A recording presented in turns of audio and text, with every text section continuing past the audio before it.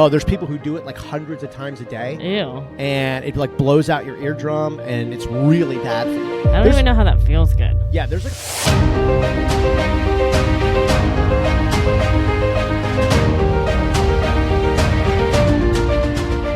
All right, is that the second pot of coffee I hear brewing? It is. It's not even 9:30 in the morning, and the second pot of coffee is getting fired up. Well, we had a rough night. Yeah. I haven't taken Benadryl in probably since I was a kid, like a little kid. Yeah. You know what I mean? Like, yeah. Like why else would an adult take Benadryl? Like, it's not something you hear adults taking. I know, and I didn't even have adult Benadryl. I had to use children's. I had to figure out the dose for an adult for children's liquid. Actually didn't taste very bad. I was sort of surprised. And then when you gave me the dose at like 2:45, 3 in the morning, it still didn't taste bad. I was like, oh, it doesn't taste too bad. Yeah. So tell everyone what happened. I don't know what kind of rare bug got in my shirt. I was coaching. Trey had his first football game yesterday, his flag football game. And I guess something with some huge fangs hammered me in the back. Yeah, you had like 3 welts together. Huge welt. And I never felt it. Like, never felt getting bit or stung or whatever happened. I get home, man, and I'm like, what is going on? I get these splotches just spreading all over my body. Like, I feel like my skin is crawling. I feel like my skin is like peeling off my bones. And I go in there and I start like washing my arms, and I'm like, what is that? What is going on? And then 5 minutes later, I go back into the bathroom. I'm like, my back and my stomach. I take off my shirt. I'm like, oh my God. Yeah. I'm like, and I immediately jumped in the shower, which did absolutely no good. But at that point, I thought like I thought maybe I had stepped on some kind of a nest or something, and I had like bugs crawling all in my skin. That's how it felt, at least. Yeah, you were covered in hives. Oh my God. Covered. Yeah, and I felt bad for you. it was even my eyes felt like they were swelling. Like, to close my eyes and blink, it was like harder to do. Yeah.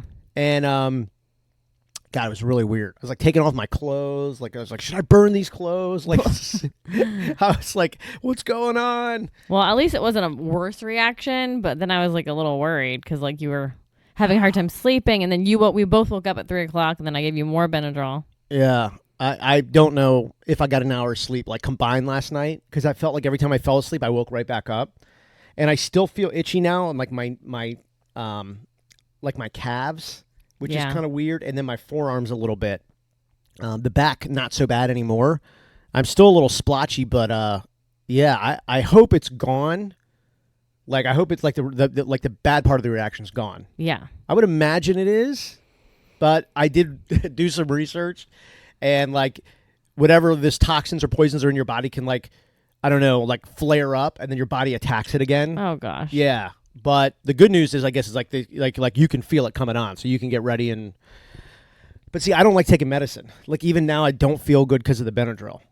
Like, I guess it's like a Benadryl hangover. Like, because I took the medicine, and again, I just don't take medicine, I'm starting to feel like groggy, foggy, no energy, and I know that's the Benadryl. You might have to take a nap. I was actually thinking I may like try to take a nap. Yeah. Just set your alarm because you have pickup. That was brutal, man. I felt bad for you. That was brutal. And I don't know what kind of bug or insect or something did that. But like the pollen and stuff is so bad right now. Like, my face is itchy just walking in and out outside. Oh, well, I mean, I don't know if you just got the alert on your phone, but it's another severe, medium to high to severe pollen day. Well, and all our kids are taking allergy medicine. They all have like stuffy, runny, Everybody's coughing. Sneezing. Everybody's sneezing, and everyone's eyes are just a little bit, it's just, I don't know. I said last year it was the worst I'd ever seen allergies. Now this is the worst I've ever seen allergies. Yeah. But it's because we're getting those cool nights. Like, last night was kind of chilly. I said kind of chilly. I mean, I think it was in like the 60s or 70s. But like, it was dry. And so I don't know. Now it's hot during the day. So things are growing back. It's just crazy right now. I know. Plus you're cutting down trees and all that. Yeah. We're doing like stuff outside and everything like that. But we did win the game 34-2. So no, 35-2. You guys killed them. Yeah, we did pretty good. Good. It was worth the near-death experience, I think. Oh my gosh. We brought the Thunder, and so that was pretty good. I have no idea. All I can think is maybe somebody had like a poison blow dart from the other team, and they were trying to hit us with them, and they got me.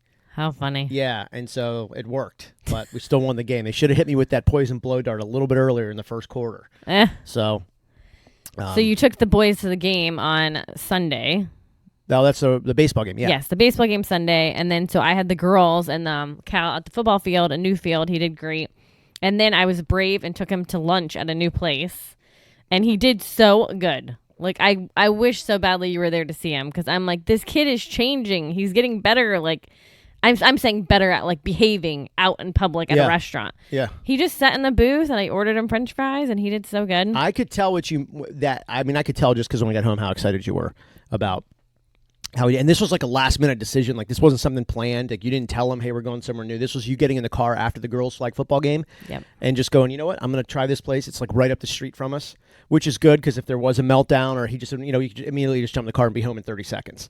Well, and people know us there, so I can they can understand if I had to like run out. Yeah. No, but yesterday then he went to his facility place for therapies, and his OT was talking to me and saying how much better he's getting at table work, and his attention span is getting much longer. And then she's like, I hope that you're seeing that at home. And I'm like, oh my God, you have no idea.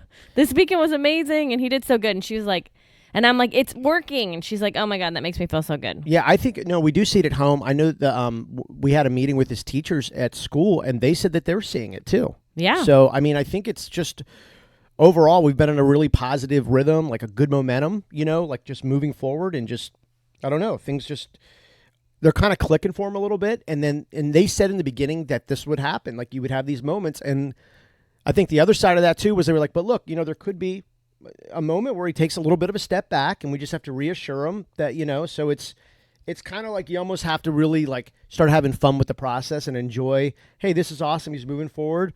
We'll see what happens in the future, but this is all good. Yeah, it's definitely day to day. I mean, there can be regression and there will be. But as far as going to this new facility for therapies, that was the whole point of it, was to learn how to do table work. And that table work is following through to being able to sit at a table at a restaurant. Yeah. So. I'm glad it worked out. And then he even said the name of the restaurant. Yes. Yeah. Well, after he got home, and he said it in like a happy way, and he even said get in car and go there. Yeah. So I mean, it's a place he could go again. Yeah. And it's close, so it's not like he would have some anxiety about being in the car for too long. You know what I mean? Well, and I figured out I like him to sit in a booth because he's too big for a high chair at restaurants anymore because they're made for smaller kids, and I don't really like him in a chair. Right. So yeah, my thing's a restaurant with a booth. Yeah, we're a big fan of a restaurant with a booth. It's easy for him to get in. It's easy for him to get out. And then, he fits in it perfectly because he has some of those chairs. Yeah. This place doesn't have a booth big enough for us, so we'd have to sit at two booths. But that's cool. That's fine. No, that's cool. Yeah. But he was happy. It was good. Yeah, that's he actually had a great weekend. And that's he is having some allergies and stuff going on right now, but because he's doing a lot of coughing in the morning because he's got like that drainage. But he's it's a gagging cough because he doesn't know how to clear his throat. I know. Yeah. Or blow his nose. He knows how to blow his nose, but he won't do it. Right. I think he's tried it once or twice, but it's not his thing. Mm-mm. Like it's just no. Actually, I'll say, hey, can you blow your nose? And he goes, no. Like he's like, I am not blowing my nose. I don't know what he thinks it means or what he thinks it's doing. I would just imagine eventually in life he's just going to have to blow his nose, right? Like, yeah, but maybe it sounds scary. Well, it probably like does. Blow your nose, like I don't know. Can you imagine going your entire life without blowing your nose ever? I blow my nose all the time. You absolutely blow your nose all the time. You have like a fear of a stuffy nose. It's like a weird thing. My dad used to blow his nose all the time. I have like the cleanest nose ever. It's not good for you though, actually, to overblow your nose. I can't help it. I know. I'm like OCD about it. Yeah, but it's not good for you. I do. I have the cleanest nose. Yeah. Well, that's great. That's great. Why isn't it good for you? I read once that you can do like a lot of harm to your sinus cavity by doing that. It's like people who pop their ears all the time, like they'll close their nose. I don't like that. And there's people who do it like hundreds of times a day. Ew. And it like blows out your eardrum, and it's really bad for you. I don't even know how that feels good. Yeah, there's like a lot of stupid little things that people do that if you do every day, it can be really bad news over the course of your entire life. Yeah. I know it's good to have nose hairs because it's like helps collect stuff, Yeah, it's like your first line of defense. Yeah. Yeah. But there's some people that don't want that. You can wax your nose hairs, actually. It's insane. I've had it done before. Yeah, no, you don't want to do that because that's like your first line. Like that stops like a lot of the viruses and bacteria. Yeah. But I bet. yeah. Yeah. I'm trying to think what else other people can do or other people do that are bad. Well, it's not good to hold in your sneeze. No. That's like really bad. I've done that a couple times, and it does. Talk about something that doesn't feel good. Yeah. No, let it out. You gotta, you gotta let it out, man. That's like another thing though. Like he's weird about sneezing. Like you can't control a sneeze; it's just gonna sneak up and come. But he doesn't really like it. No, he doesn't. No. I feel like with his sneezes too, like they do catch him off guard. And they're big. Yeah, but like adults, like we could feel ours coming. I just feel he's just like all of a sudden he's just like, "Achoo!" And he like looks around like, what just happened? What was that? No more. Oh, you? That's funny. But yeah, but no, he's had a good couple weeks and a good couple days. But we're like a month away from the end of school. I know. Like a month. Yeah. And then, it's like, ugh. Well, so all his therapies will continue. I might add more ABA if I'm able to. But yeah, no school. I mean, right now he's only going to school 2 days a week, so not much will change with that. And then we're adding in swim lessons, so. Yeah, which will be good for him. I sort of feel like, I shouldn't say it. I think this is the summer he could maybe like get swim. Yeah. Yeah, I know. Yeah, I saw him in the pool the other day. I mean, he had his floaties on, of course, with his therapist, but he just looks so much stronger in the pool. Well, with all the PT he's getting too. He's getting PT at least once a week at school and now twice out of school. So he's like getting a stronger core. Yeah, I feel like this is the year where he could figure it out. I mean, it's still going to be a little scary, but God, that would make me feel so much better. Oh, if he could learn to swim? Yes. Yeah. If he could just I was just talking to his ABA therapist about that. Like there's so many bodies of water around here, and even the back of our neighborhood's on the water. And not that we would let him get away from us, but yes, things happen, and so it's just scary. No, yeah, well, scary for that too. But I also think too, once he learns to swim, like just his confidence and like the development part of it, it's like, man, if you can learn to swim, you'll be able to learn to like get better at anything, Well, because he used to get in the pool with his floaties and he would just float there, like and then he would use his arms, then he would use his legs. Now he's using his arms and his legs. Now he's turning over. You know what I mean? It's just all developed really like in progression, like lockstep, how you want it. Well, even going to a restaurant and sitting next to me, and I just tell him what a big boy is, and he wants to, if you want to be a big boy, you have to go to a restaurant, and then just even it sounds so weird, but I even bought him a pair of slides to wear, like slip-on, slides. Flip-flops, yeah. But not flip-flops, the ones you just put your feet in. Like, he has to keep those on his feet. You know what I mean? You have to think about it more than a flip-flop. Yeah. Like a flip-flop, he has a back on it. Yeah. So I'm trying to turn him into a big kid. It's like baby steps. So then if he learns how to swim, it's like, wow, you're really a big kid. Now you can really get potty trained. Yeah. No, I think it is, like you could see some moments where things are starting to click. Yeah, it's amazing. Yeah. I mean, just, and even with his, like, he's exploring these different games on his iPad and these different songs now, it's not, I mean, it's still mostly Baby Shark, but there's a lot of other things that he's doing, other games that he's playing. Yeah. There's just a little bit more variety. It's like he's experimenting a little bit more with things. Words, sentences, games, videos, songs. So, and yeah, this is probably something that happens at, I don't know, 2.5 or 3. Yeah. But that's what they said. He's a couple of years behind, but that's cool. Development's development. You just want to see it go in that direction. So, if you're able to keep moving down the field, you just got to feel good about it. And I feel good about it. It's like a sigh of relief, It's like, finally, things are starting to change. Yeah, I agree. I and I also think too, like even last night when he went to the fields and watched them play football, and he doesn't really know like what's going on when it's like the game. Like he doesn't know what a first down is or a touchdown or anything like that. But just being in a social environment where people are clapping or people are like, oh, like just all the reactions from the crowd. Yeah, a lot of extra noise. Yeah, the fact that he can tolerate that and all the different emotions from the crowd, I think that's cool for him to see all of that. All the different, and it happens fast, and it's like sometimes people are, like I said, like booing or like, oh man, or or cheering and high fiving. He's seeing all of these emotions and the players on the field and the different colors, the different sounds. It's just so. And then he's there from like, okay, it's sunny, but then it starts to get dark and the lights come. So he's around that whole. All of these different things are going on in this small period of time. You know what I mean? Yeah, I didn't even think about that, but you're right. Even the ref blowing the whistle. Yep. The buzzer. The buzzer on the for the kids halftime. running by super fast. Yep. It's like, I mean, that is like, you talk about sensory, and I mean, there's a lot going on in that little span of time. Yeah. Now, we don't think about that because we were able to develop and understand the game of football and stuff like that. And he might get that one day, get there one day, but it's just like for him if you were to write down everything that was going on at the field in the course of an hour, that's like a huge variety of stuff that he could have an emotional reaction to, good or bad. Right. And the fact that he's there and it wasn't always like that in the beginning. There were days where he wanted to get out of his wagon. He didn't want to be there. No park, no football, but the fact that he's there just soaking it all in, that's pretty cool. It is cool. You know? Yeah.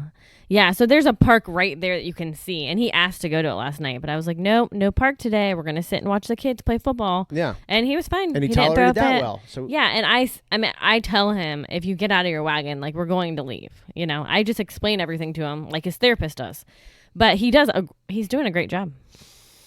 Yeah, he's been on a nice roll. Yeah, I would say it's a nice roll. It is. All right, what do you got today? I know you got to get moving. I'm so busy today. You. I have to work out and take a shower and go to work. And then I have a super busy day. And I'm like, I don't even know what I'm making us for dinner tonight because I'm just like, I don't have time anymore. I feel so bad. I mean, I know I tossed and turned all night last night. Just my skin was crawling. And there was a moment where I was like, man, I might go to the hospital. Just see if they can give me a shot. You know what I mean? Just something. Yeah. Well, they can pump you with Benadryl. I know. It's just you go, you lay there for 8 hours. You know how the hospitals are. And it's not really an emergency. I always feel bad about taking up a doctor's time. You know, like, I don't think I'm going to die, but at some point, like, you're so uncomfortable where you're like, what is going on? Is there something else? Was I bitten by some rare, exotic, mutant insect? Well, that happens. Remember those like hornet things that were going around one summer? The murder hornets. Yes. Yeah, scary. That sort of fizzled out. It never got to be where the media wanted it to go, did it? Well, I was always looking for them. You were always looking for it. That never really got to where they wanted it to go. No. They weren't able to do a lockdown because of a murder hornet. But yeah, that was that. There was a phase there, murder hornets. There's no doubt. Yeah, I don't know. Even just talking about it, though, I'm starting to itch again. But I think maybe it's just because I'm talking about it. Well, the bad thing is at some point you probably are going to have Benadryl again.